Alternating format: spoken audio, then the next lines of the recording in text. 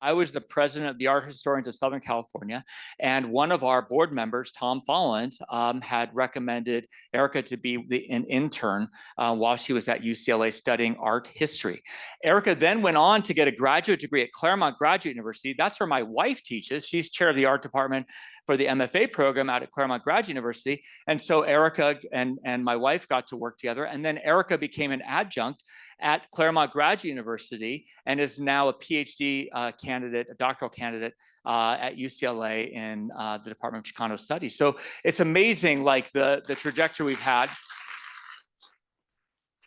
And from the beginning, and she's the current president of Art Historians of Southern California as well, amongst all her other titles that Emily will introduce you with. So I start there. And then now I'm going to introduce, maybe Dr. Jeffrey, do you want to come forward and say a few words to us?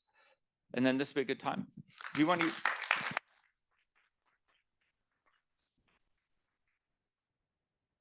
you want to use the podium or the handheld?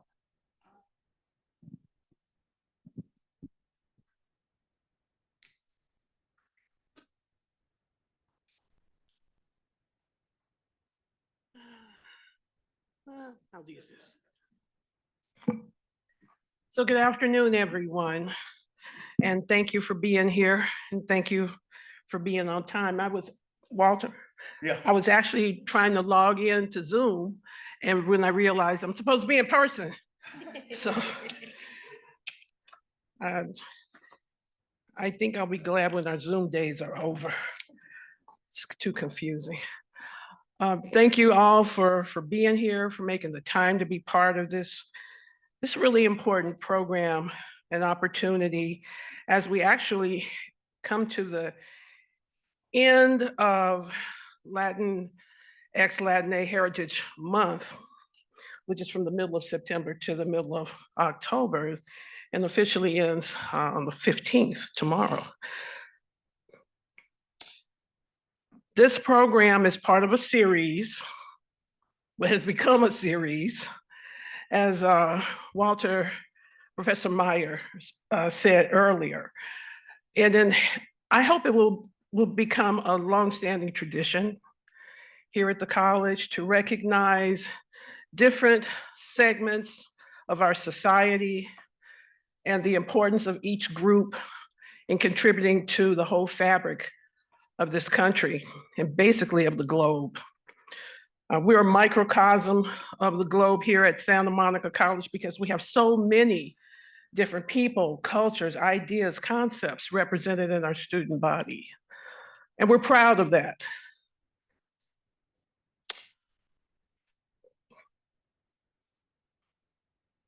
We're proud of our faculty for taking the lead in bringing an important emphasis like this to SMC because it hasn't always been part of what we do.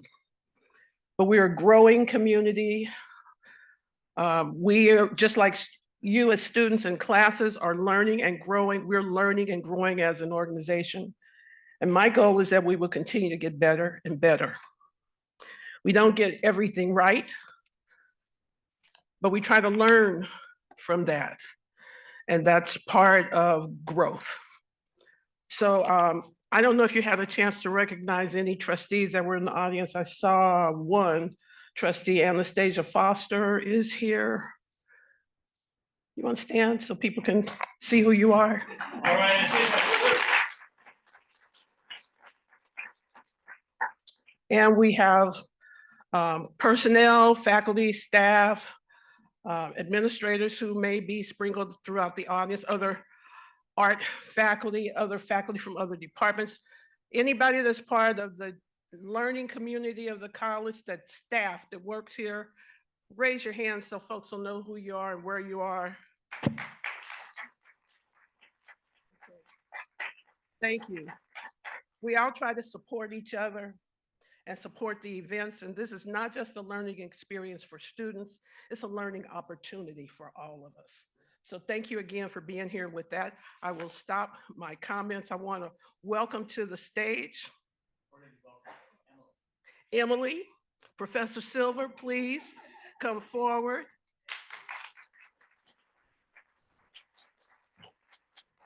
And she's dressed very artfully. And we're so happy to have her here at SMC, and I'm very proud of having been on the other side of the interview table when she was coming forward to present her skills and her talent. And I'm so happy she's part of SMC as a permanent part of our faculty.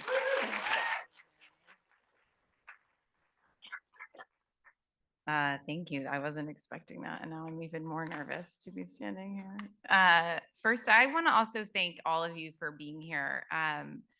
This has been a really crazy time in the world, and when I came into this role 5 years ago as the director of the gallery, it was really important that we saw that space as a student-centered space that was involved in the community and that used work as a transformative tool.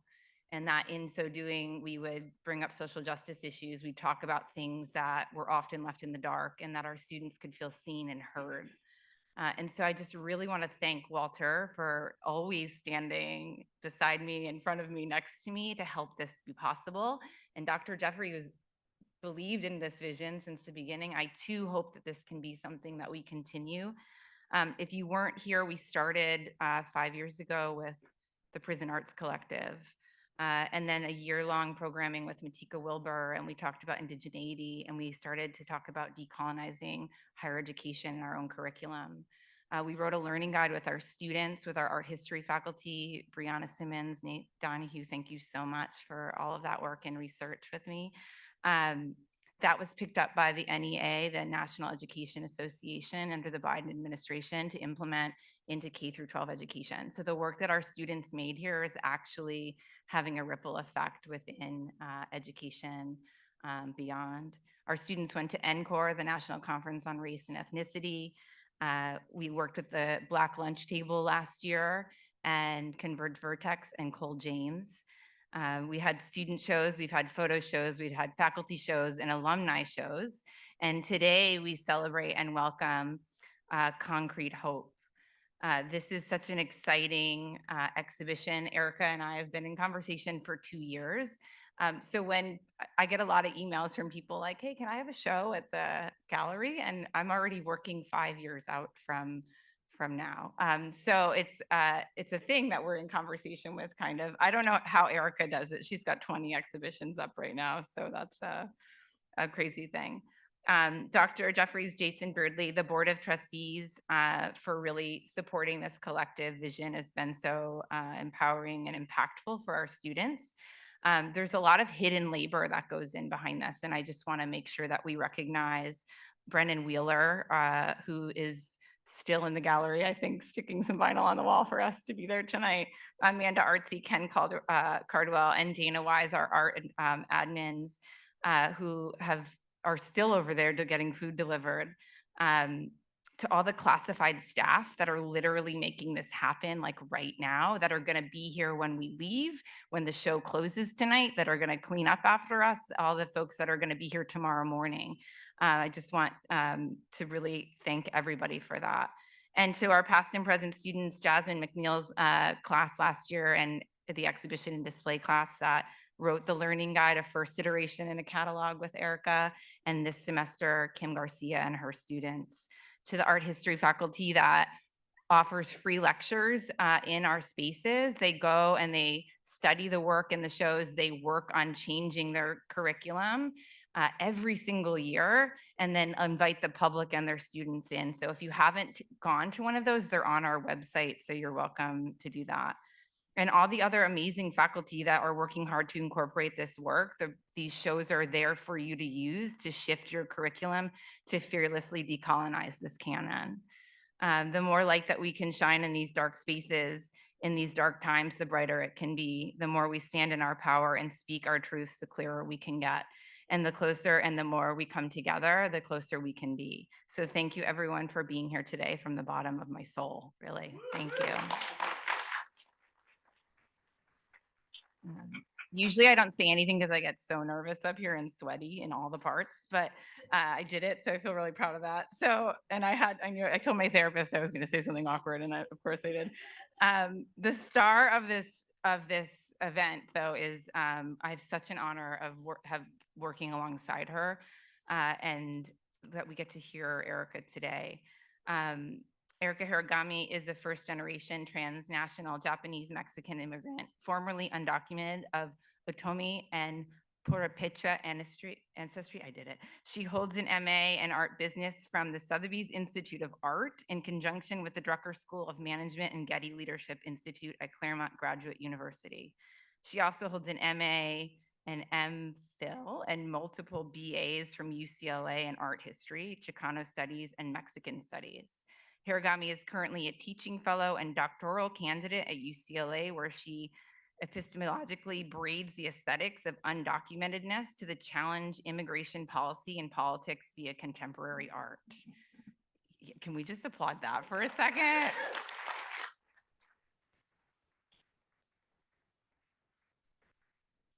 And there's more. Hiragami is also the founder of Curator Love, co-founder of the Undoc Plus Collective, the ED at Art Historians of Southern California, and a professor at Los Angeles Mission College and Cypress College. She's also the history of photography at SMC.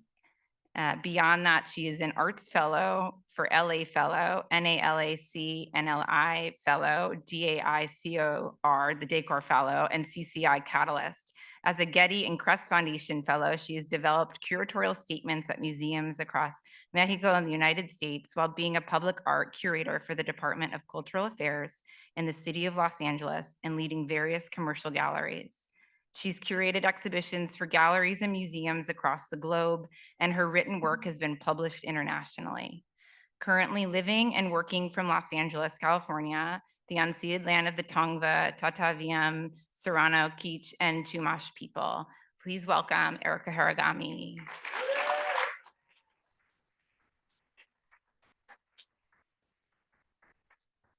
Wow, y'all, every time I hear my bio, I feel 700 years old.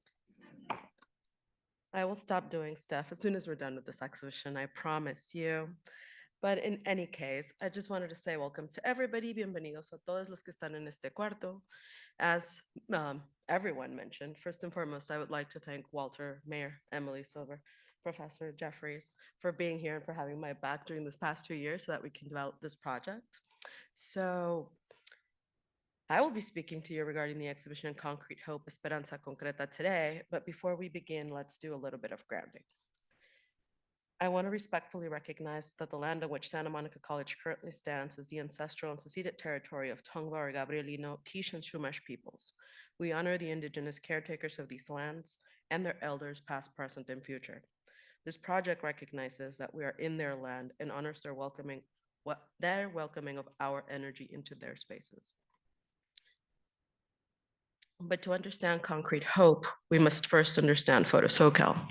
Photo SoCal is a constellation of exhibitions that brings together over 20 community college galleries and affiliated spaces across Southern California, including Los Angeles, San Bernardino, Riverside, San Diego, and Orange counties, uniting them to think and rethink the potential of the community college art setting to engage in a broader discourse, unified as a part of the contemporary art ecosystem of Southern California. This has been attempted before to some extent with projects like the Sur Biennial, the Mexicali Biennial, and the upcoming Hyper SoCal to start in 2026, each with their own assortment of successes as well as few concerns. But the value proposition of my project exists beyond the assortment of exhibitions loosely tied thematically and transcends the limitations of our contemporaries by providing an assortment of foundational bonds. Photo SoCal's axis is marked by the shared experiences of Brown individuals whose ancestral ties link them beyond the borders of the United States, individuals who are often deemed Latine or Latinx. This project centers Latinidad as an ethno-race and seeks to linguistically acknowledge that Latina and Chicanx are loaded terms that weigh heavily upon our communities. This project, therefore, makes space for every single complicated linguistic identifier of the members of this community, which includes but is not limited to Brown, Mexican-American, Nepantlera, Mestiza, Indigenous, Chicanx, Mexican-Irish, Afro-Mexicana, Chicano, Latine, Undocumented, Oaxaqueña, Yaqui, Migrant, Guatemalan-Mexican, Salvadoran, Mexipino, Chapin, Immigrant, Undoc Plus, and Japanese-Mexican or Jaxican. Please note that the language I've just provided is by no means comprehensive of the plethora of positionalities that make up this community, but it still does begin to highlight the complexity of people bound together by our shared cultural experiences. The participating community college galleries that are included, but are not limited to, include Santa Monica's own Pete and Suzanne Barrett Gallery, which we will go see in a couple of hours, Emeritus Gallery, which I encourage you to see in downtown Santa Monica, and joining later, Malibu Campus Gallery. This also includes the Long Beach City College Gallery, the Los Angeles Mission College A&P Gallery, the Los Angeles Community College Bama Gallery, the Art Galleries of Pasadena Community College, the College of the Canyons' Art Gallery, Los Angeles Southwest College Gallery, Cerritos College Gallery, Cypress College Art Gallery, and the Edouard Maillet Photo Gallery at Cypress College, as well as California State University Fullerton Grand Central Art Center, Chaffey College's Wingman Museum of Contemporary Art, Norco Art Gallery, Moreno Valley College Gallery, Santa Clarita Community College Gallery. How many times can y'all say community college in like 10 minutes? San Diego Mesa College Art Gallery, San Diego College City Gallery, the Centro Cultural de la Raza, and a few others. So here at SMC, we have 3 exhibitions. Nurturing Masculinities, featuring the work of Juan Manuel Valenzuela, on view at the Emeritus campus till November 7. And of course, my iPad decides that I can no longer be where I'm reading. Apologies for that. Concrete Hope, or Esperanza Concreta, which we'll discuss in detail in a few minutes, up until May 9th. And SMC's Malibu campus will join our efforts in March 26. The Emeritus Gallery exhibition, Nurturing Masculinities, features the works of Juan Manuel Valenzuela to explore masculinity's tender and nurturing side, in contrast to a masculinity conceived as a set of attributes, personality traits, and social characteristics attributed to men, such as strength, courage, or assertiveness. Or machismo, which is an aggressive hypermasculine pride, which is proposed as an ideology and practice that is often found at the intersection of brownness and manliness. Nurturing Masculinities is Juan Manuel Valenzuela's blueprint and aesthetic exploration of the soft margins of intergenerationally inherited masculinity, which visually juxtaposes what Valenzuela learned from his elders with that type of nurturing that he aims to bestow upon his son. Nurturing Masculinities circumambulates Valenzuela's photographic series, Planes para los Pollos en Gallos Finos, which consists of an assortment of Van Dyke photographs, aka brown prints, shot via a graph check sequence camera printed onto blueprint paper.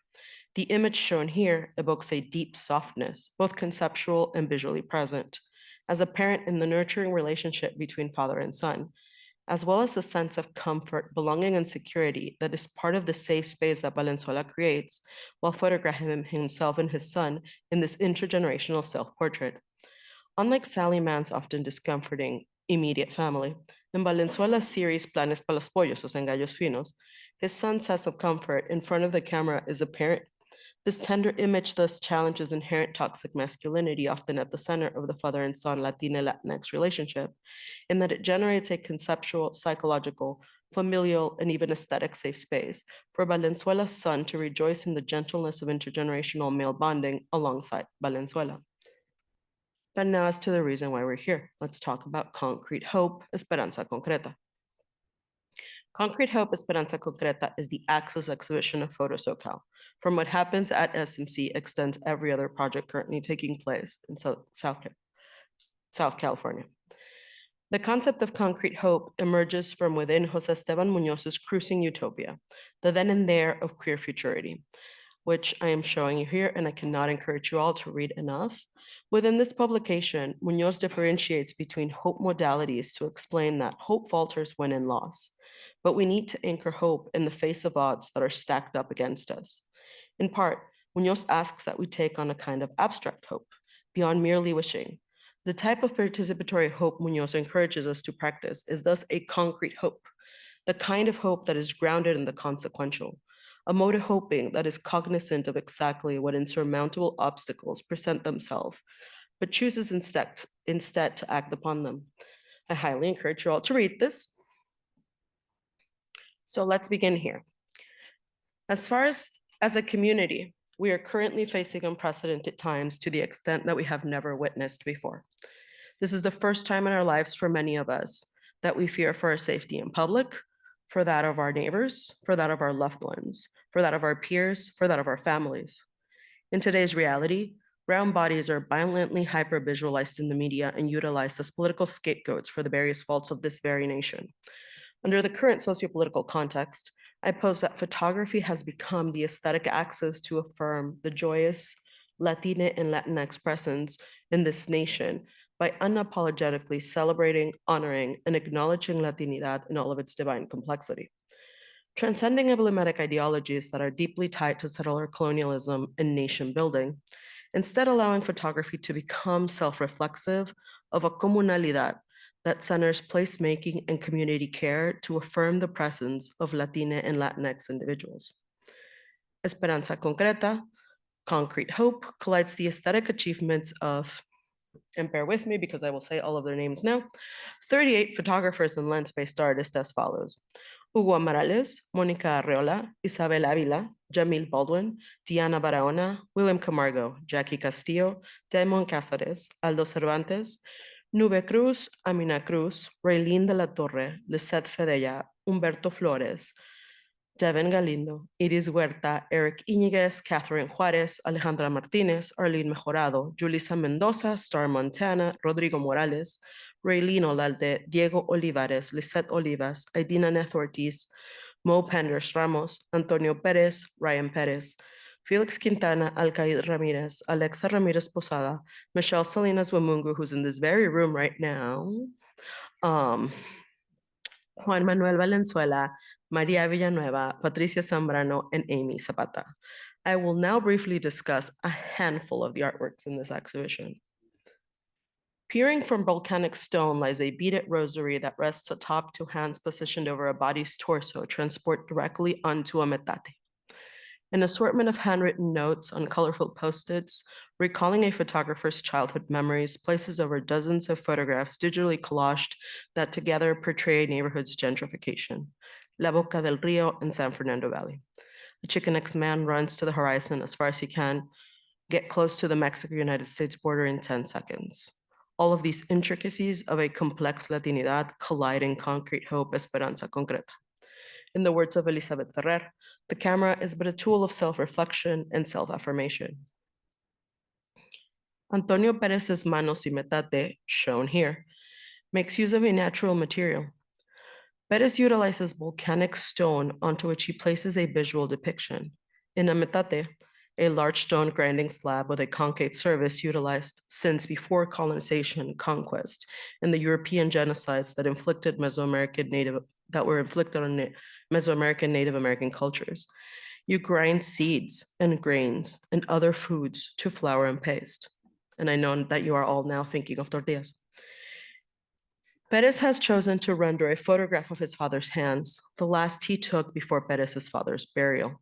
Directly above his father's nearly crossed hands, rosary beads have been meticulously placed and photographed, a symbol of protection in this life and the next, by and large in Latina and Chicanx communities alike. Alcaid Ramirez's Herencia Laboral explores labor aesthetically via experimental photography.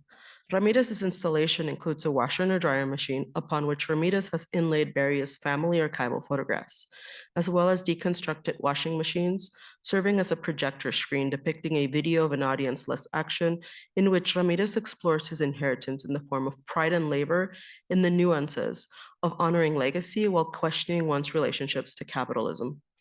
The work is an introspection of his family history and his father taught Ramirez how to fix these machines at a very young age. This installation also includes a two-dimensional mixed media found object, which Ramirez frames on top of a tablecloth, which is then covered in plastic, upon which he centers a hand-crocheted square made by his mother, on which he has cyanotyped his own family portrait. This work honors the dedication and strength of our elders who work hard to intergenerationally provide our families with sustenance, as well as bear witness to masculine father-son relationships built on passing down knowledge or centering labor as a need to provide for generations to come. Utilizing labor as an aesthetic vernacular allows Ramirez to unapologetically affirm and celebrate his family history while challenging labor in relationship to brown communities in the United States. Unbecoming a Cholo by William Camargo acts as a visual how-to guide towards self-determination. Camargo's work is a pentaptych of smaller images guiding the self-placing of a temporary tattoo of Our Lady of Guadalupe, featuring Camargo's own forearm. Camargo accompanies the pentaptic with a self-portrait featuring his left forearm depicting a plethora of temporary tattoos taped to the wall as a backdrop. The larger image of the six that accompanies the pentaptic includes the same Our Lady of Guadalupe temporary tattoo that you see in the smaller images being placed on Camargo's own forearm. With this body of work, Camargo challenges the preconceived construct of cholo by acknowledging that the myriad of aesthetic possibilities and the ephemerality of the potential to be perceived as a cholo. The other temporary tattoos in the background of the self-portrait include 3 dots, a reference to Mi Vida Loca, spider webs, 2 stacks of money, a scorpion, a skull surrounded by roses, a panther, and an open handcuff. Jesus Christ with a crown of thorns, the word gang, and the acronym RIP. As a visual amuse-bouche of temporary tattoos, which is contrasted to Camargo's tattooed forearms, which are also tattooed con una mazorca de elote, the words brown pride, and the blackened clenched fist, which is often a symbol of unity and community standing and solidarity amongst others. This body of work is a reminder of the preconceived notions of cholohood and the repercussions of the same in brown communities in this very country. Juan Manuel Valenzuela's pentaptic, I go on, I can't understand how I last so long, I must have superpowers, a detail of which is shown behind me, is a photographic series of self-portraits depicting Valenzuela in an alley next to a discarded sofa surrounded by nopales, trash cans, and home fences made of both wood and concrete. In this series, Valenzuela wears blue jeans, a white t-shirt, and black Ray-Ban sunglasses, which he has paired with brown shoes. What is unique to this depiction is the fragment of a plaid shirt that rests upon Valenzuela's shoulders as if to form a cape. To the front, the colored up black shirt is buttoned to the neck and drapes about 10 centimeters long, unlike the back of the same, which is a cape-like structural form that falls as long as Valenzuela's white t-shirt. With this depiction, Valenzuela confronts masculinity and juxtaposes that to cholo culture as a reminder that the word cholo in some parts of Latin America equates to being a man of indigenous ancestry. It is only in the United States that the same word takes on a different meaning, that of a Mexican-American subculture in which males in certain geographical areas dressed in specific colors or styles are believed to have membership to niche community circles. The title of the work references lyrics by a song, Blow the Whistle by Too Short, released in 2006 by Up All Night, Zamba, and Jive Records, produced by Little John. A song that discusses the severity of burnout and the increasing weight placed on masculine, brown, and Black individuals who must provide for their families and uphold their communities. With this body of work, Valenzuela visually depicts the strength required by brown males in Latinx and Latina communities to uphold the weight of family and a plethora of responsibilities carried upon their shoulders, conflating said ability with being a superhero. Most compelling in both Valenzuela and Camargo's work is the underlying knot within the aesthetic achievements to that camera being an imperialist weapon used to incarcerate and surveil Black and brown bodies in settler colonial states, such as our own. Valenzuela and Camargo thus gesture self-affirmation via visually challenging the predisposed and often erroneous idea carried by both their brown male bodies. In either series, Valenzuela's I go on, I can't understand how I last so long, I must have superpowers, and Camargo's becoming a cholo. On the series Regalos by Raylene de la Torre, in traditions, she holds a cross made of palm, whereas in language, the same hand holds a cow's tongue, which mindfully can be both nutritious and delicious, but also a source of linguistic heritage and chisme. It is in the third image in the series, Brown, in which the hand is simultaneously depicted holding nothing, yet making space for its namesake, as well as a community of individuals who, like De la Torre, are themselves depicted in the series metaphorically, physically, and conceptually. This photograph series in black and white, it is here, therefore, where brownness is simultaneously inherent, implied, and absent, marking the axis of the unifying force for the depictions of all 3 photographs that make up the series Regalos. Diana Barahona instead borrows her family's photographic archive and intervenes in the work in her own memoryscape. In the artwork You Would Have Loved by Barahona, she converts what appears to be a photograph of a baptism, upon which she has overlaid her own recuerdo of her bautizo marked May 10th, 1998, at the Church of St. Catherine.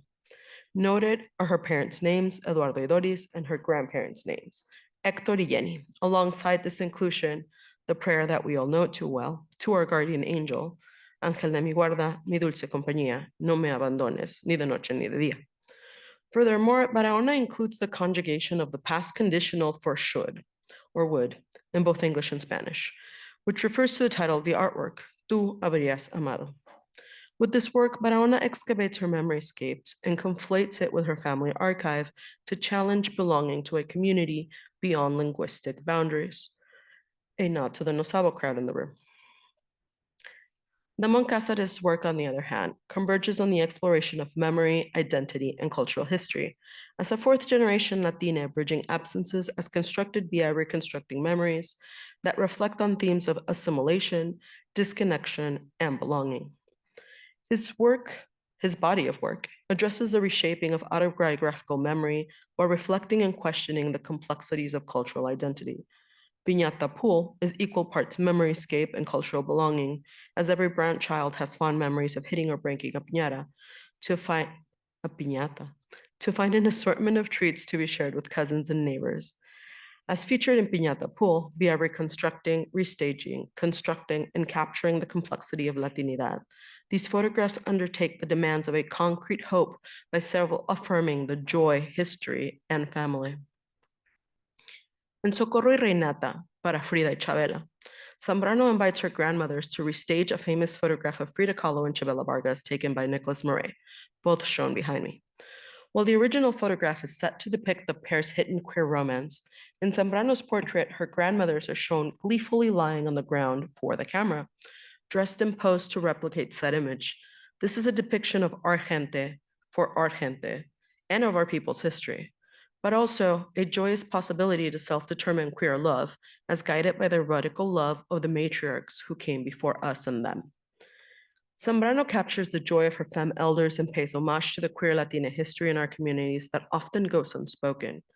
The plethora of faces in concrete hope, Esperanza Concreta, mark the aesthetic splendor of our community. Within them, we find vecinos, tíos, tías, sobrinos, cousins, abuelitas, comadres, compadres, y todo lo demás, who unapologetically nod to brownness as being beautiful. From tattoos of Our Lady of Guadalupe to our brown lip liner, from enormous hoop earrings to long, beautiful, dark-haired braids, from vestidos bordados to oversized plaid shirts. In a country that demands assimilation to whiteness by default, the abundance of visual celebrations of unapologetic, authentic brownness become a militant self-affirmation to our entire community in the form of a gentle caress. In a time in which the media normalizes ideas such as Mexicans dressed as Mexicans pretending to be Mexican as part of the independent celebration vernacular come September every year, the beauty and complexity of our community, made of a plethora of heritage from nationalities beyond Mexico, comes together in concrete home Esperanza Concreta to honor and celebrate the divine visual complexity of all of our gente. Doña Amalia, 6 Years Separated, by Devin Galindo, is a photograph that focuses on the hands of an abuelita elder wearing a buganvilia fleece sweater. The beauty of these hands, wrinkled with the passage of time, show the spotting of the sun that comes with age. The wisdom and the care of the matriarchs sips from within the image. Doña Amalia's spirit fragmented, disappeared, lost in the emotional and psychological toll of prolonged separation due to the human cost of immigration policies in the United States that severely devastate millions of people in our community. With this work, Galindo raises concerns regarding accountability and transparency by the system of immigration and its direct treatment of unaccompanied elders. For visual protection, Galindo has chosen to shift the photograph beyond focusing facial recognition, but instead to focus on the humanity of this narrative. Under the current administration, violent images and videos of unknown individuals presumed to be part of the Department of Homeland Security forcefully sequester brown, predominantly male bodies have become quotidian. In stark visual contrast, emerging from a place of care and honor, Galindo speaks to a reality hidden within the confines of this photograph, Doña Amalia, 6 Years Separated.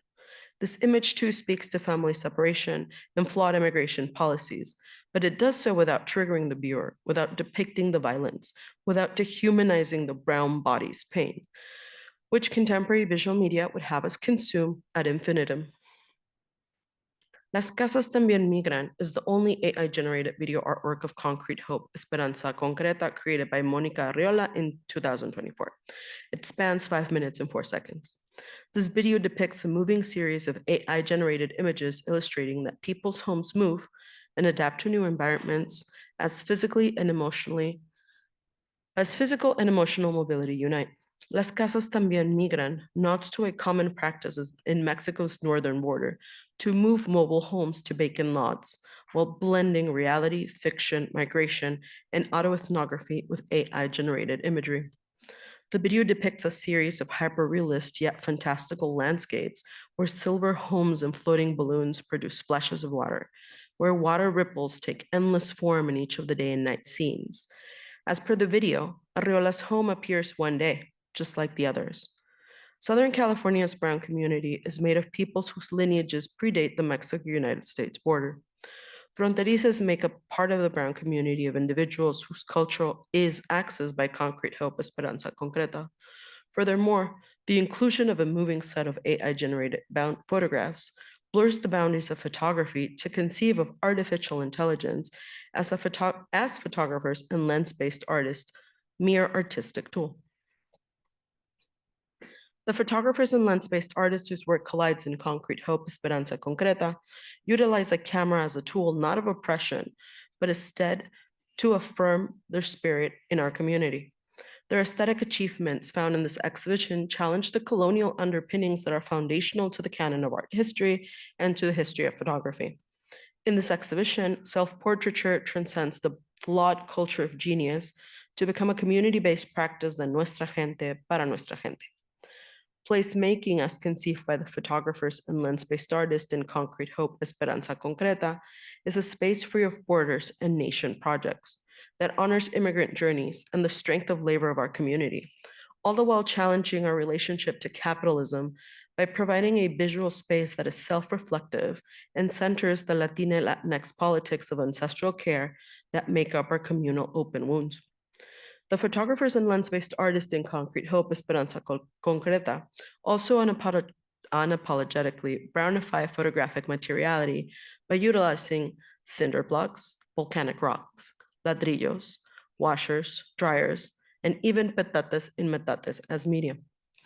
The Concrete Hope is uplifted by brownness and unified by a celebratory and tender embrace for millions united to care for one another amid the contemporary sociopolitical climate that plagues our serenity and torments our peace. The dignified beauty of our gente, the pleasure that originates in brown safe spaces, the blissful sound of our quotidian lives from mercados to quinceañeras, the spirit and wisdom of our immigrant elders, the strength of our communal labor, and our continuous thrive for the betterment of our community despite insurmountable obstacles collide in Concrete Hope Esperanza Concreta as self-reflexive, affirming, and unapologetic love letter to everyone who sees themselves in the walls of this exhibition or the constellation of exhibitions of over 20 exhibitions that make up Photo SoCal. And that was just a look at 10 out of the 84 artworks that make up Concrete Hope Esperanza Concreta. I cannot encourage you all enough to go visit the Barrett Gallery in multiple locations over the next 9 months and explore for yourself everything this beautiful compilation of works has to offer. I would also like to encourage you all to attend the assortment of lectures that coincide with this project over the next couple of months, and stay tuned for performances, film festivals, and the exhibition catalog book launch next semester. With that, I thank you all for being here, and I will now take questions.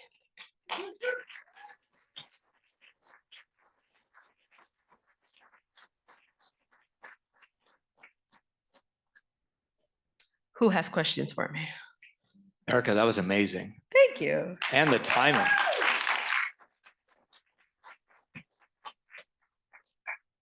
Do we have any questions? Okay.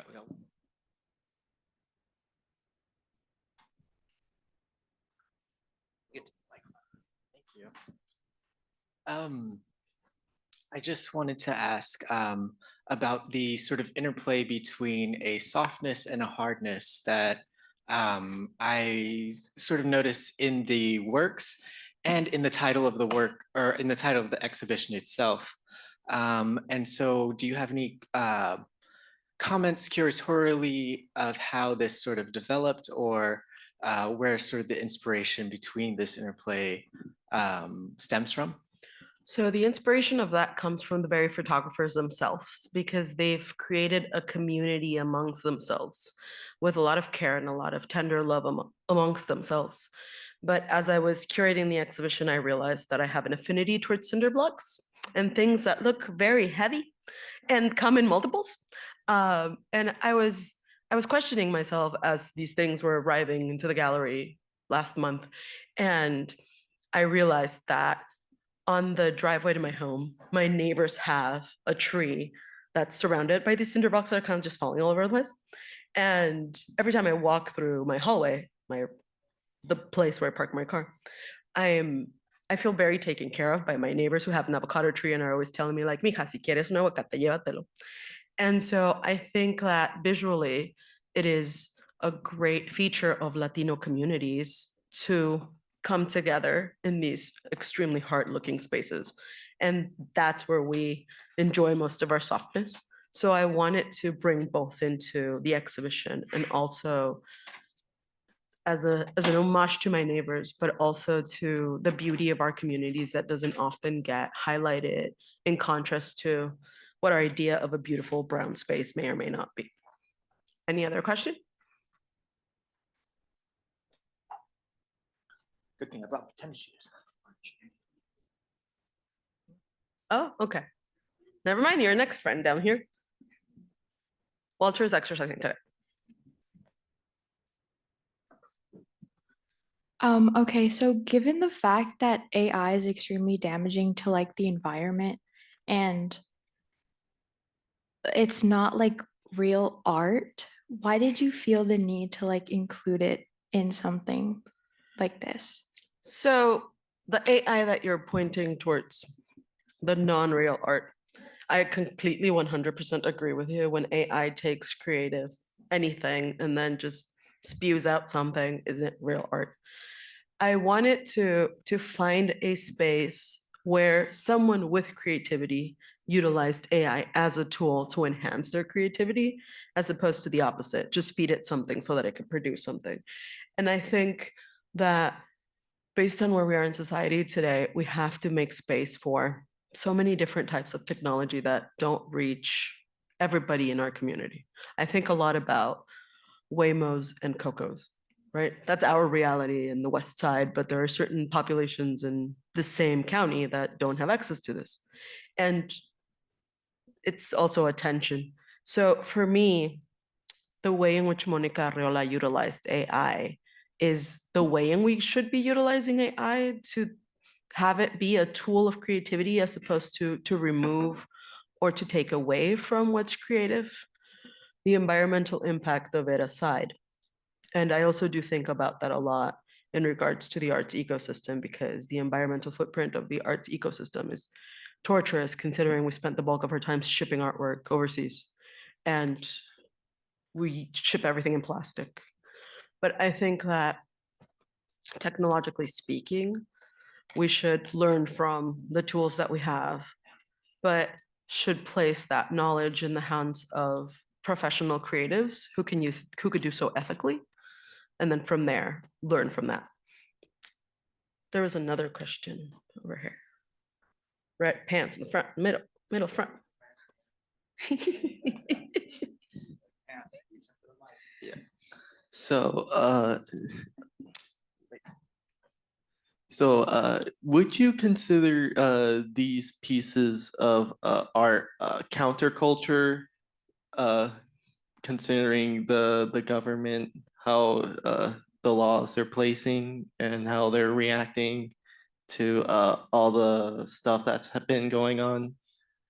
I wouldn't consider it counterculture because it's my culture, but based on the rules and regulations of our government and the conversation that we're having towards an idealized version of an Americana that doesn't necessarily exist for most of the members of our communities, I think this is a brilliant time to conceive of brownness as centric and beautiful.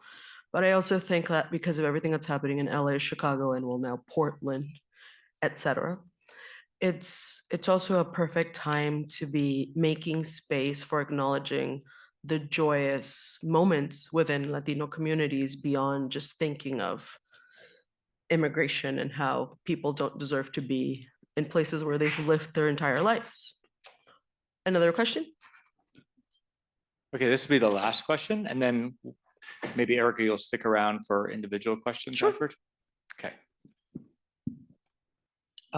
As a curator and educator, where do you think the line is between historical research of genres and art and heart, and like having the humanistic aspect to curating an exhibition like this and a constellation of exhibitions? And what do you advise for curators or artists who are currently making artwork and being inspired by what you're creating? So I am the best and the worst art historian, and Walter will tell you that. I do not self-identify as an art historian, even though I teach in the art history department and in various ones at different colleges. But in my journey, I began thinking that I was going to be looking exclusively at Olmec heads. So I was knee deep in, Mesoamerica for years and years. And that did not serve my soul. After a couple of years of that, I was like, well, maybe I'll like muralism. I worked in Bellas Artes. Murals are not for me. After that, I was like, maybe I like the sketches of the murals because they're objects that I can transport around. I went and worked at the Modern Museum of Art. That's also not my calling. But then I stumbled upon El Museo de Arte Contemporáneo in Mexico City, thank God, because then I realized that I could play with Olmec heads and murals and sketches and everything through a contemporary lens, where the people who were creating and taking nods of all of these histories were themselves living, and I can ask questions. So it is very different to curate a historical exhibition because half of the people who created that are dead. And most of the research that we've had about many complex pockets of art history is often flawed or seen by a very particular perspective that doesn't necessarily include the creator. And I think that one of the strengths of contemporary art is that we can create with living artists, whether it is through a curatorial effort, through an arts administrative effort, whatever effort you want. But I also think that gaining knowledge and understanding histories, not a version of history, multiples, gains you more access into being able to create more complex ideologies of things. Now, that said, I also know that in this country, assimilation is rampant, and we have this yearn to categorize everything all the time, which is foundational to the field of art history. There are genres, there are years, there are pockets. We divide and we say this country's one thing, this country's something else. But the reality is that we have more in common with each other than not. And an idea of linear time is super colonial. Indigenous communities think beyond linear time through an atemporal context. So if we really want to have conversations with our history, I think we need to ground them in knowledges that have existed outside of the art canon, so that then we can have more complex understandings of all the things that we don't talk about together, which is why we don't see an exhibition with an Olmec head and a mural and bat at the same place, right? But that's also, I hope, something that can happen in the future of our field, where we can then take bigger risks grounding Indigenous knowledges, African-American knowledges et al. Okay, so thank you all for that.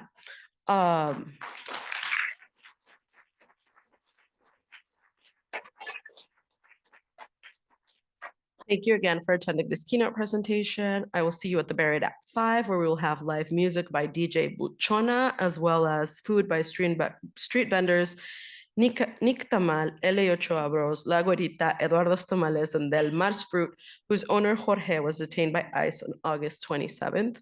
I encourage you all to attend and support your community and one another. Y gracias. I'll stick around for more Q&A.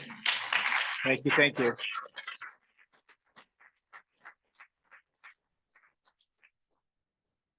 So if you didn't hear that, we're going to see you at the gallery at 5 o'clock for food, music, and celebrations.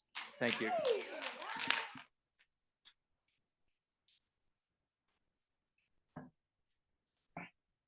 Thank you.